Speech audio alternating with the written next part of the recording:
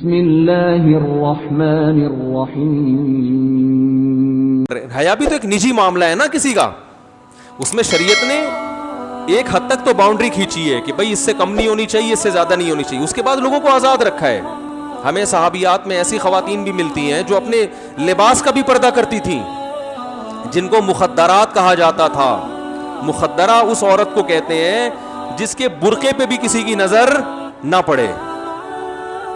جب یہ ہم حدیثوں میں پڑھتے تھے تو ہمیں سمجھ میں نہیں آتا تھا ایسی عورتیں بھی ہوتی تھیں. تو ہماری دادی ہمیں بتایا کرتی تھیں, اللہ ان کی مغفرت فرمائے, کہ ہندوستان میں وہ بتاتی تھیں کہ جو مالدار عورتیں ہوتی تھیں نا وہ اسی طرح پردہ کرتی تھیں. چونکہ دادی کا ہمارے بہت مالدار فیملی سے تعلق تھا تو وہ ہمیں بتاتی تھی کہ ہم جب گھر سے باہر نکلتے تھے تو گلی کو دونوں طرف سے بند کیا جاتا تھا, سمجھ رہے, تمبو لگا کے گھر کو نا اس طرح سے بھی ادھر سے بھی. پھر ڈولی میں بیٹھتے تھے اور وہ ڈولی اٹھا کے, بھائی گدھے گھوڑوں پہ سفر نہیں, جو عورتیں ہیں نا وہ اس طرح کرتی تھی سفر, پھر اس ڈولی کو بٹھا کے گدھا گاڑی پہ رکھیں یا بیل گاڑی پہ رکھیں یا جہاں بھی لے جا کے رکھیں. تو بڑے گھروں میں یہ علامت سمجھی جاتی تھی, یہ فخر کیا جاتا تھا, بھائی ان گھر کی عورتیں ایسے پردہ کرتی ہیں کہ ان کے لباس پہ بھی کسی کی نظر نہیں پڑتی. تو اس میں اگر کوئی حرج نہ ہو تو اس میں کوئی گناہ نہیں ہے. لیکن اگر کوئی عورت یہ پردہ نہ کرنا چاہے تو آپ اسے مجبور نہیں کر سکتے, کیونکہ صحابیات میں ایسی عورتیں بھی تھیں جو اس طرح پردہ نہیں کرتی تھیں. تو ایک تو واجب پردہ ہے, اس کی تو شریعت نے حکام بیان کر دی ہے, اس سے اوپر کیا ہے, مستحب ہے, غریبی ہے. تو اگر کسی کوئی حرج واقع نہ ہو رہا ہو تو عورت جتنا مرضی پردہ کر لے, شریعت نے اس پہ پابندی نہیں لگائی. ہاں وہاں لگائی ہے جہاں کوئی حرج ہو رہا ہے. مثال کے طور پر حرج کبھی دنیاوی ہوتا ہے کبھی اخروی ہوتا ہے. بیمار ہیں, مر رہی ہیں, فیمیل ڈاکٹر مل نہیں رہی ہے, میل ڈاکٹر سے علاج ہوگا, نہیں جی ہم تو ہمارے تو برقعے پہ بھی کبھی کسی نامحرم کی نظر نہیں پڑی, تو یہ میل ڈاکٹر ہمارے بلڈ پریشر کیسے چیک کر سکتا ہے. تو بھائی رگ پھٹ جائے گی دماغ کی محترمہ, ٹھیک ہے, سمجھ میں آ رہی ہو. اب یہی فی الحال یہی ڈاکٹر ملا ہے ہمیں. تو اب یہاں کیا ہوگا کہ یہ حیا ایسی ہے جس سے فائدے کے بجائے کیا ہو رہا ہے, نقصان ہو رہا ہے نا, جسم کو نقصان ہو رہا ہے. تو یہاں پھر اپریشیٹ نہیں کیا جائے گا اس حیا کو, یہ ضرورت ہے ایسے موقع پہ. اسی طرح حیا بعض دفعہ رکاوٹ بنتی ہے شرعی حکم کو پورا کرنے میں. سفر کر رہی ہیں کوئی خاتون, ڈولی میں بیٹھی ہوئی ہیں, فار ایگزامپل نماز کا ٹائم ہو گیا, زمین ڈولی میں تو کھڑے ہونے کی جگہ نہیں ہوتی نا, اور وہ کھڑے ہو گئے سارے ڈولی اٹھانے والے وہ سارے بیٹھ جائیں گے پھر, ٹھیک ہے نا. نماز کا ٹائم ہو گیا, ٹرین میں سفر ہو رہا ہے, جہاز میں سفر ہو رہا ہے, نماز کا ٹائم ہو گیا. اب شریعت کہتی ہے بھائی جاؤ وضو کرو, چہرہ دھو اور تمیز سے نماز. نہیں جی ہمیں شرم آ رہی ہے, ایکچولی اتنے سارے جینٹس اور اتنے مردوں کے بیچ میں کیسے نماز پڑھوں گی, میں تو بہت شرم والی ہوں, میرے تو آج تک ناخن کسی نامحرم نے نہیں دیکھا. اور بھائی جاؤ تمیز سے جا کے وضو کرو, اور وضو کے لیے چہرہ بہرحال کھولنا پڑتا ہے. تو جتنا پردے کا انتظام ہوگا لیکن آپ کو نماز پڑھنی پڑے گی. سمجھ میں نہیں آ رہی, میرا خیال ہے آ رہی ہے کہ نہیں آ رہی. تو وضو بھی کرنا پڑے گا, چاہے جگہ کہیں نہ ہو تو مردوں کے بیچ میں کھڑے ہو کے نماز پڑھنی پڑے گی. تو جو فرائض واجبات ہیں, چاہے وہ دنیا کے لحاظ سے ہوں چاہے وہ آخرت کے لحاظ سے, ان کو فوکس, ان کو پورا کر کے پھر جتنی مرضی حیا ہو, شریعت نے پابندی نہیں لگے. ہاں اسی طرح کوئی بچی شادی ہو کے سسرال چلی جاتی ہے, اس کی طبیعت میں اتنی حیا, ایک تو شرعی پردہ دیور سے جو فرض درجہ ہے وہ پورا کرنا, وہ تو لازمی کرنا پڑے گا. ایک اتنی حیا اس کے اندر ہے, ایکچولی میرے تو برقعے پہ کسی نامحرم کی نظر نہیں پڑی, تو میرے دوپٹے پہ اگر دیور کی نظر پڑ گئی تو میں تو برداشت نہیں کر سکتی, لہذا کنڈی لگا کے, کنڈی میں ایلفی ڈال کے کمرہ بند کر کے بیٹھ گئی. اب ساری بہویں مل جل کے گھر میں کام کر رہی ہیں, افطاری بنا رہی ہیں, ایک کے ذمہ پکوڑے بنانا ہے, ایک کے ذمہ سموسے بنانا ہے. انہوں نے کنڈی لگائی بھی ہے, اس میں کیا ڈالا ہوا ہے, ایلفی. کہ میری جو حیا ہے نا وہ مفتی طارق مسعود صاحب کی جو دادی تھی نا, ان جیسا پردہ میں کرتی ہوں کہ دونوں طرف کناتے لگا کے ڈولی میں بٹھایا جاتا ہے. تو ہمارا پردہ ایسے ہو. اب ڈولی تو نہیں ہے, یہ کمرہ ہے, ایلفی ڈال دی, پورا گھر ڈسٹرب ہو رہا ہے. بھائی تم پیڑے کھانے کے لیے ہو, یہاں پر آئی ہو, بس وہ کنڈی کھلے گی, یہاں سے سموسا پارسل کیا اپنے حصے کا. تو جب ایک گھر میں رہتے ہیں تو گھر کے کام کاج میں سب کو مل جل کے شریک ہونا پڑتا ہے. ایسی صورت میں اس بہو سے کہا جائے گا بھائی جو واجب پردہ ہے, فرض پردہ ہے, وہ تو کرنا پڑے گا, جو مستحب ہے اس کو کیا کرو, چھوڑ دو. کیونکہ اس سے گھر میں فساد ہو رہا ہے, لڑائیاں ہو رہی ہیں. باقی بہویں کہیں گی یہ پیڑے کھانے کے لیے آئی ہے, ہم یہاں یہ کچھ بھی نہیں کرتی. 12 گھنٹے سوتی ہیں, اور 12 گھنٹے اس لیے سوتی ہیں کہ وہ مزید 12 تاکہ آرام سے سویا جا سکے. ٹھیک ہے, جیسے وہ سوڈانیوں کے بارے میں سنا نا کہ وہ صبح اٹھ کے سب سے پہلے آرام کرتے ہیں, سب سے پہلا کام ان کا کیا ہوتا ہے, آرام کرنا. تو اس لیے یہ جو پردہ جو ہے نا, یہ کس کی ذمہ داری ہے, عورت کی. مرد کو شریعت نے پردے کا مکلف نہیں بنایا ہے, مرد کو یہ کہا ہے کہ کسی پر غلط نظریں مت ڈالو.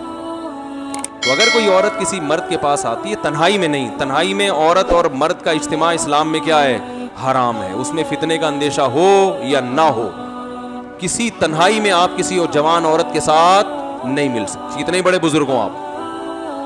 ویسے اگر کوئی عورت ملنے کے لیے آتی ہے تو وہ نبی صلی اللہ علیہ وسلم کے پاس بھی آیا کرتی تھی. دیکھیے نبی صلی اللہ علیہ وسلم نے حجۃ الوداع کے موقع پر کیا ہوا ہے کہ آپ صلی اللہ علیہ وسلم کے پیچھے سواری پہ فضل ابن عباس رضی اللہ تعالیٰ عنہ بیٹھے ہوئے تھے, بالکل جوان تھے, خوبصورت تھے. ایک بوڑھا اپنی جوان بیٹی کو لے کر آیا کوئی مسئلہ پوچھنے کے لیے, تو حضرت فضل ابن عباس جو ہے نا اس بچی کی طرف, لڑکی کی طرف دیکھنے لگے. تو آپ صلی اللہ علیہ وسلم نے بڑی محبت سے ان کا چہرہ جو ہے نا اپنے ہاتھوں سے یوں کر کے ادھر گھما دیا, ٹھیک ہے, کہ ادھر نہیں دیکھو.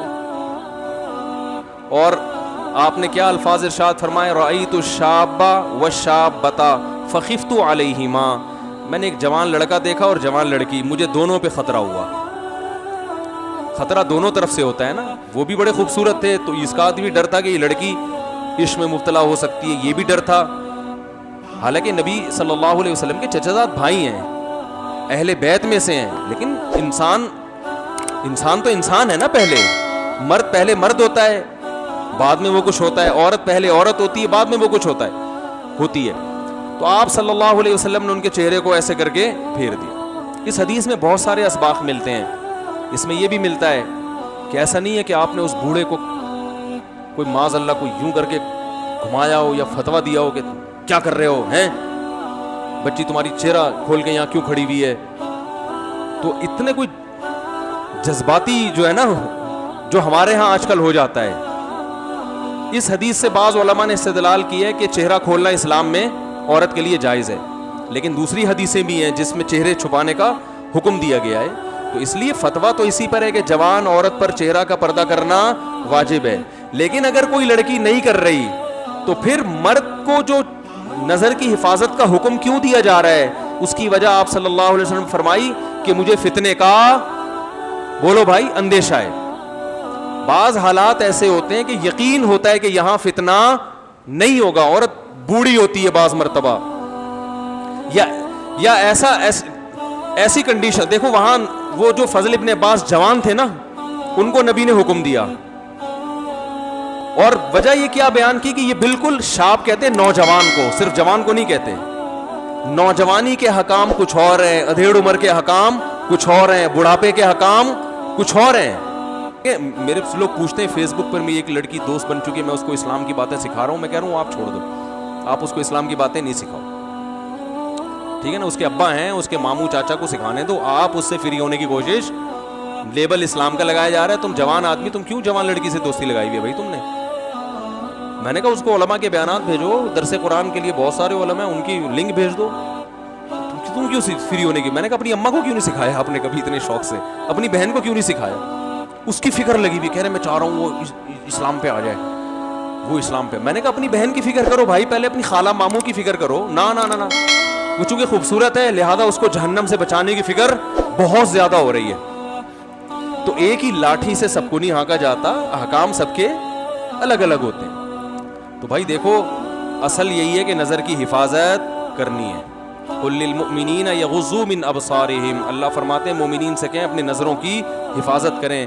اس سے کیا ہوگا, وَيَحْفَظُوا فُرُوجَهُمْ, اپنی شرمگاہیں بھی ان کی محفوظ رہیں گی. جتنے بھی بڑے بڑے گناہ ہیں ان کی ابتدا کہاں سے شروع ہوتی ہے, بد نظری سے. جس نے یہیں بریک لگا لی وہ آگے گناہوں سے بچ جائے گا, اور جس نے یہاں بریک نہ لگائی وہ آگے بڑے بڑے گناہوں میں پڑتا ہے. تو ان گنجائشوں کا کوئی ناجائز فائدہ نہ اٹھانا شروع کر دے اور حرام کی طرف نہ جانا شروع ہو جائیں, تو اللہ دلوں کے حالات کو جانتا ہے. اس لیے قرآن میں اللہ نے کہہ دیا یعلم خائنۃ الاعین وما تخفی الصدور. اللہ دلوں کی خیانتوں کو بھی جانتا ہے اور آنکھوں کی خیانت کو بھی جانتا ہے اور سینوں کے بھیدوں کو بھی جانتا ہے. تو غلط ہی ہوتا ہے, اس کو کبھی صحیح نہیں کہا جا سکتا. تو خیر سے ہمارے بعض لوگ مذہب کو اتنا ڈراؤنا بنا کے پیش کرتے ہیں کہ انسان کہتا ہے معاشرے میں اب جس کو یہ بتا دیا ملٹی نیشنل کمپنی میں جو خاتون بیٹھ اس کو دیکھنا ہی جائز نہیں ہے, تو وہ تو بیچارہ 2-4 انٹرویو میں فیل ہوا, وہ تو پھر گیا نا کام سے, وہ تو پھر وہ کچھ کر ہی نہیں سکے گا. نتیجہ بغاوت کی صورت میں ظاہر ہوتا ہے. وہ کہہ رہے جب مذہب کو فالو کرنا ممکن ہی نہیں ہے تو جتنا فالو کر رہا ہوں اسے بھی چھوڑ دو.